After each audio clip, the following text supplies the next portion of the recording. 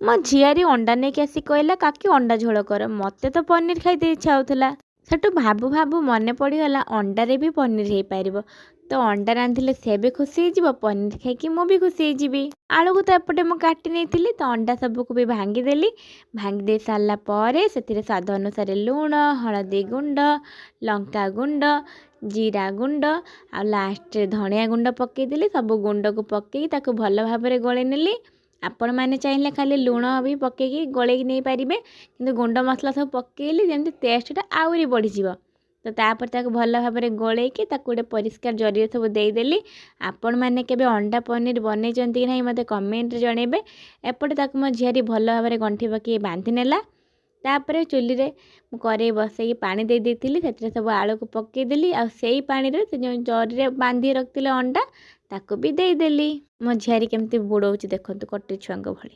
ତ ତାପରେ ସେଥିରେ ଘୋଡ଼ଣି ଦେଇଦେଲି ଯେମିତି ସେ ସିଝିଯିବ। ତ ତା ଭିତରେ ଏବେ ମସଲା ରେଡ଼ି କରି ନେବା। ମସଲାରେ ସବୁବେଳେ ଯେମିତି ଅଦା ରସୁଣ ପିଆଜ ନେଉ ତାକୁ ହିଁ ନେଇଛି। ତ ଏପଟେ ଅଦା କାଟି ନେଲି, ରସୁଣ ଛଡ଼େଇ ନେଲି, ପିଆଜ ବି କାଟି ନେଲି। ତାକୁ ଏବେ ଧୋଇକି ଗ୍ରାଇଣ୍ଡରରେ ଦେଇଦେଲି। ସେଥିରେ ଦୁଇଟା କଞ୍ଚା ଜିରା ପକେଇକି ତାକୁ ବାଟି ଆଣିଲି। ତ ମସଲା ଏପଟେ ମୋର ରେଡ଼ି ହେଇଗଲା। ଏବେ ଚାଲନ୍ତୁ ପିଆଜ କାଟିବା। ଛୋଟ ପିଆଜ ସେଥିପାଇଁ ମୁଁ 2ଟା ନେଇଛି। ତାପରେ ତାକୁ ଛଡ଼େଇ ଦେଇଥିଲି, ତାକୁ କଚ୍ କଚ୍ କଚ୍ କରି କାଟି ନେଲି। ତ ଏବେ ଟମାଟୋ ଆଣିଛି, ଗୋଟେ ଟମାଟୋ ଆଣିଛି, ଗୋଟେ ଟମାଟୋ ହେଇଯିବ। ତ ଟମାଟୋ ରେଡ୍ ବି ଯେମିତି ହେଲାଣି ଗୋଟେ ହିଁ ପକାଇବା। ତ ଏପଟେ ମୋର ତା ଭିତରେ ସିଝି ଯାଇଥିଲା ଅଣ୍ଡା ଆଉ ଆଳୁ। ଅଣ୍ଡାକୁ ଏବେ କାଢ଼ି ଆଣିଲି। ତ ଜରିରୁ ଖୋଲି ଦେଇ ସାରିଲା ପରେ ତାକୁ ଯେମିତି ପନିର କାଟନ୍ତି ସେମିତି କାଟି ନେଲି। ତ ସବୁ ତ ଏଥିରେ ପଡ଼ିଛି, ଆଉ କିଛି ପକାଇତେ ପଡ଼ିବନି। ବାସ୍ ଖାଲି କଡ଼େଇରେ ତେଲ ଦେଇକି ତାକୁ ଟିକେ ଭଲ ଭାବରେ ଭାଜି ନେବା। ଯେମିତି ପନିର ଭାଜନ୍ତି ସେମିତି ହିଁ ଭାଜି ନେବା।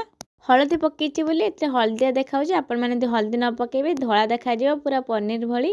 ତ ତାପରେ ସେଇ କଡ଼େଇରେ ମୁଁ ତେଲ ଦେଇଦେଲି। ତେଲ ଦେଇକି ଜିରା ଫୁଟେଇ ନେଲି। ଜିରା ଫୁଟେଇକି ଏଥିରେ ପିଆଜ ଦେଇକି ଭାଜି ନେଲି। ତ ପିଆଜ ଟିକେ ଭାଜି ହେଲା ପରେ ସେଥିରେ ଅଦା ରସୁଣ ପେଷ୍ଟ ପକାଇଦେଲି। ତାକୁ ଟିକେ କଷି ନେଇକି ଟମାଟୋ ଦେଇଦେଲି। ତାପରେ ସେଥିରେ ପାଣି ଦେଇଦେଲି। ପାଣି ଦେଇ ସାରି ସ୍ୱାଦ ଅନୁସାରେ ଲୁଣ, ହଳଦୀ ଗୁଣ୍ଡ, ଜିରା ଗୁଣ୍ଡ, ଧଣିଆ ଗୁଣ୍ଡ, ଲଙ୍କା ଗୁଣ୍ଡ, ଗରମ ମସଲା ପକାଇକି ତାକୁ ଭଲ ଭାବରେ କଷି ନେବା। ମସଲା ଭଲ ଭାବରେ ପୁରା କଷି ହେଇଗଲା। ଏଥିରେ ଆଳୁ ପକାଇଦେବା। ଆଳୁ ପକାଇ ଦେଇ ତାକୁ ଟିକେ କଷି ନେଲି। ତାପରେ ଅଣ୍ଡା ପନିରକୁ ପକାଇ ଦେଇକି ତାକୁ ବି ଭଲ ଭାବରେ କଷି ନେଲି। କଷି ସାରିଲା ପରେ ସେଥିରେ ଅଳ୍ପ ପାଣି ଦେଲି, ମାନେ ଯେତିକି ଅଣ୍ଡା ସେଇ ଅନୁସାରେ ପାଣି ଦେବେ, ଯେମିତି ବେଶୀ ଝୋଳ ହେବନି କି ଶୁଖିଲା ହେବନି। ତ ତା ଭିତରେ ମୁଁ ବାଡ଼ିକୁ ଆସିଗଲି ଟିକେ ଧଣିଆ ପତ୍ର ନେବା ପାଇଁ। ତ ଧଣିଆ ପତ୍ର ଏପଟେ ବାଡ଼ିରୁ ତୋଳି ନେଲି, ନେଇକି ସେଇ ତରକାରୀରେ ଦେଇଦେଲି। ଦେଖିପାରୁଛନ୍ତି ନା ତରକାରୀ କେତେ ଟେଷ୍ଟି ଦେଖାଯାଉଛି। ତ ଏବେ ଚାଲନ୍ତୁ ତାକୁ ଟିକେ ଟେଷ୍ଟ କରି ଦେଖିବା କେମିତି ଲାଗୁଛି। ତ ମୁଁ ଏପଟେ ଟିକେ ନେଇ ଆସିଲି ଆଉ ମୋ ଫେଭରେଟ୍ ଅଣ୍ଡା ପନିରକୁ ଟେଷ୍ଟ କଲି। ମସ୍ତ ହେଇଛି। ରହିଲି, ଟାଟା।